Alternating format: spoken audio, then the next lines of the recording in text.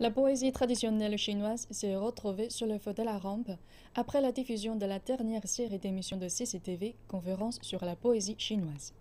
La deuxième série de l'émission s'est conclue mardi et a reçu un accueil chaleureux de la part des critiques et des téléspectateurs. L'émission Conférence sur la poésie chinoise rassemble des participants amateurs et des experts universitaires à travers une compétition visant à raviver le goût pour la poésie chinoise, aussi élargie pour inclure les œuvres révolutionnaires du président Mao, ainsi que la poésie classique écrite pendant les anciennes dynasties.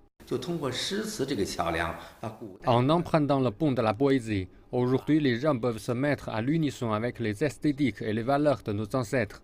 Leur sagesse retrouve une nouvelle vie dans le monde moderne. Plus de 100 candidats pleins d'espoir ont pris part à un certain nombre de défis lors de la compétition. Les candidats, dont l'âge s'étend de 7 à 70 ans, incluent des étudiants, des paysans et des enseignants, ainsi que des étrangers qui ont un fort intérêt dans la littérature chinoise. Bai Ruyun est l'une des participantes.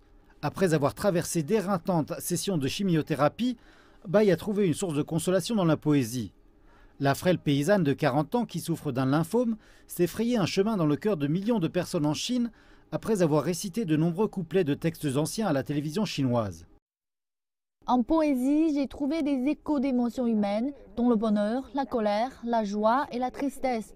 Lorsque je lis des textes anciens, je sens que j'ai atteint la profondeur de ces poèmes et éprouvé leur véritable signification. De nombreuses personnes en Chine commencent à réciter à haute voix des poèmes anciens alors qu'elles se trouvent encore au jardin d'enfants. Cette relation intime entre la poésie classique et le public chinois peut expliquer comment cette émission de télé-réalité à petit budget a connu un tel succès, suscitant des discussions enflammées. Quasiment chacun d'entre nous a récité des vers de poèmes anciens lorsque nous étions à l'école. Mais la plupart de nos souvenirs se sont effacés lorsque nous avons grandi. Mais le sentiment familier revient dès lors que nous nous en rappelons.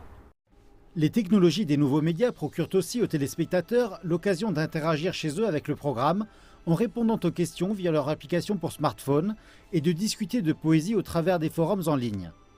La deuxième conférence sur la poésie chinoise avait débuté sa deuxième diffusion télévisuelle le 29 janvier, juste après le Nouvel An chinois, profitant de l'esprit de fête et de la culture de la fête du printemps.